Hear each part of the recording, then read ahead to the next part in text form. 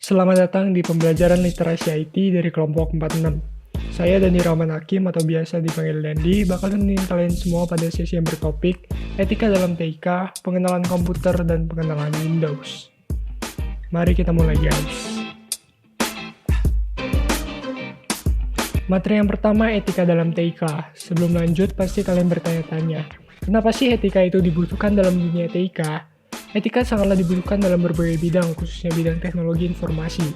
Kode etik sangat dibutuhkan dalam bidang TI, karena kode etik tersebut dapat menentukan apa yang baik dan yang tidak baik, serta apakah suatu kegiatan yang dilakukan itu dapat dikatakan bertanggung jawab atau tidak. Untuk melindungi hak kekayaan intelektual atau HAKI, pemerintah Indonesia telah mengeluarkan Undang-Undang Hak Cipta. Undang-Undang Hak Cipta yang berlaku adalah Undang-Undang Hak Cipta nomor 19 tahun 2002, yang disahkan pada tanggal 29 Juli tahun 2003. Ada beberapa jenis pelanggaran etika penggunaan teknologi informasi dan komunikasi. Yang pertama, hacking.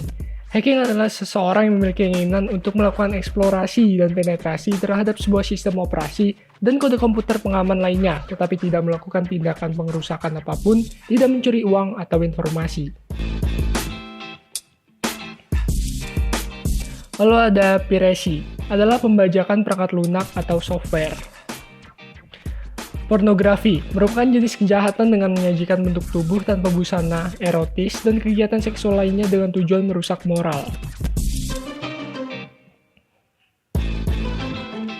Lalu ada computer crime, merupakan kegiatan melawan hukum yang dilakukan dengan memakai komputer sebagai sarana atau alat atau komputer sebagai objek, baik untuk memperoleh keuntungan ataupun tidak, dengan merugikan pihak lain. Etika TIK dalam pendidikan, salah satunya itu adalah plagiat, yaitu adalah penjiplakan atau pengambilan karangan orang lain dan menjadikannya seolah-olah karangan sendiri. Pelaku plagiat disebut plagiator, sedangkan sifat pelaku untuk memplagiat disebut plagiarisme. Materi selanjutnya yakni pengenalan komputer. Komputer adalah serangkaian ataupun sekelompok mesin elektronik yang terdiri dari ribuan bahkan jutaan komponen yang dapat saling bekerja sama serta membentuk sebuah sistem kerja yang rapi dan teliti. Sistem ini kemudian dapat digunakan untuk melaksanakan serangkaian pekerjaan secara otomatis berdasar urutan instruksi ataupun program yang diberikan kepadanya. Secara prinsip, komputer hanya merupakan sebuah alat yang bisa digunakan untuk membantu manusia dalam menyelesaikan pekerjaannya. Pengertian manusia kemudian dikenal dengan istilah brainware atau perangkat manusia.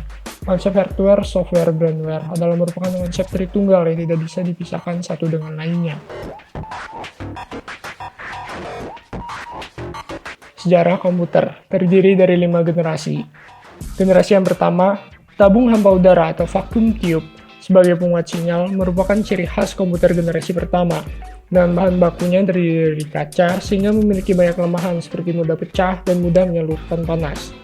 Untuk menetralisir panas diperlukan komponen lain yang berfungsi sebagai pendingin. Dengan adanya komponen tambahan tersebut, maka komputer menjadi besar, berat, dan mahal.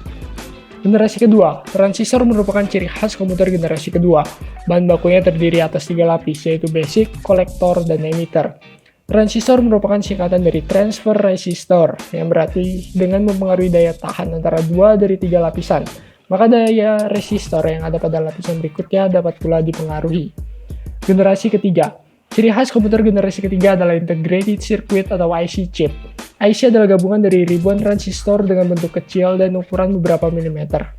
Generasi keempat, pada generasi ini ditandai dengan munculnya LSI atau Large Scale Integration, yang merupakan pemadatan ribuan IC ke dalam sebuah chip. Istilah chip digunakan untuk menunjukkan suatu lempeng persegi 4 yang memuat rangkaian-rangkaian terpadu. LSI kemudian dikembangkan dalam VLSI atau Very Large Scale Integration. Generasi kelima, banyak kemajuan di bidang desain komputer dan teknologi yang semakin memungkinkan pembuatan komputer generasi kelima. 2 kemajuan rekayasa yang terutama adalah kemampuan pemrosesan paralel yang akan menggantikan model non-Newman. Model non-Newman akan digantikan dengan sistem yang mampu mengkoordinasikan banyak CPU untuk bekerja secara serempak. Kemajuan lain adalah teknologi superkonduktor yang memungkinkan aliran elektrik tanpa ada hambatan apapun yang nantinya dapat mempercepat kecepatan informasi. Materi yang terakhir yakni pengenalan Windows. Perkembangan Windows mulai dari awal muncul memang terus berkembang hingga sekarang. Hal ini tentu karena perusahaan Microsoft yang selalu mengutamakan keefisiensian dan inovasi dari sebuah sistem operasi guna membantu meringankan pekerjaan manusia. Jenis Windows pertama yang muncul yakni Windows 1.0 merupakan kegebrakan hebat dalam dunia sistem operasi komputer. Sehingga tidak salah jika seiring dengan perjalanan waktu, sistem operasi komputer ini semakin berkembang. Pengertian Windows sendiri sebenarnya tidak jauh-jauh dari Microsoft yang merupakan perusahaan pembuat software tersebut. Microsoft sendiri dikenal sebagai perusahaan IT terbesar yang ada di dunia yang sejak awal ingin mendedikasikan diri dalam pengembangan teknologi terbaru. Salah satu produk unggulan yang kini masih sangat diminati adalah sistem operasi Windows. Windows sendiri merupakan sistem operasi yang digunakan untuk data center atau server. Ya, sekian literasi pada sesi kali ini.